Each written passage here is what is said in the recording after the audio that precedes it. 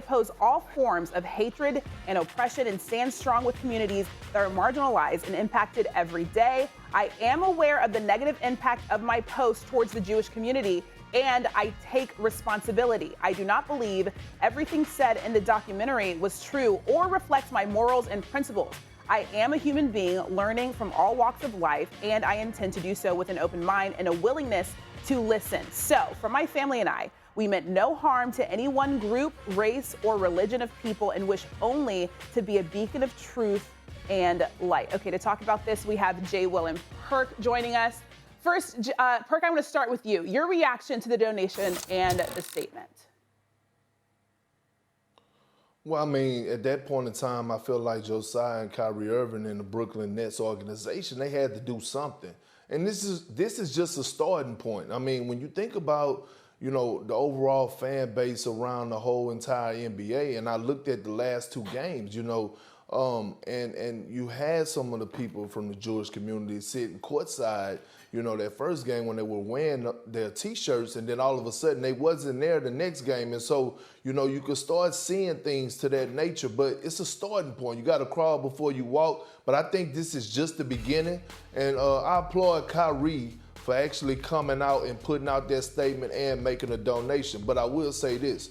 Money doesn't solve everything. So at the end of the day, he's still going to have to grow. He's still going to have to let people know around the world that it's genuine and it wasn't forced. And he's going to have to continue to embrace all races, all cultures, all communities, things to that nature. But again, it's a starting point. Jay, Will, your reaction? So here's how I feel about it, Perk. The comments that he stated were right on point. He did a hell of a job constructing that with him and his team. I wish they could have done that sooner, because then we would have less chaos. The only problem that I personally have with it is, and this is according to sources, is that he did not personally show up to the ADL meeting. He sent a proxy to the ADL meeting. So when I hear the Anti-Defamation League talk to Joe Tsai, who is a billionaire, who is the owner of the Brooklyn Nets, when I hear the ADL talk to the NBA and Adam Silver about the way they handle it, why is Kyrie Irving excused? Once again, on the back end, the statement was correct. The donation, I understood. That matched with the NBA.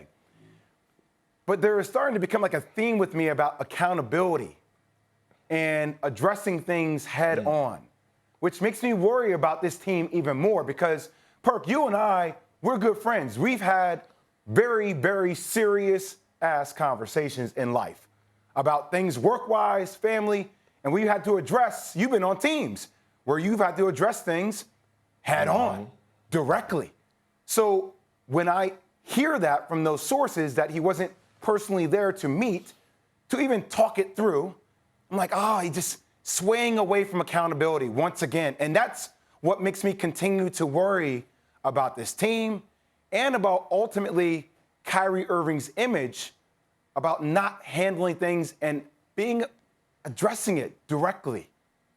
Addressing it direct. That's my only issue with it, Perk. And see, to add on to that, that's a bigger problem.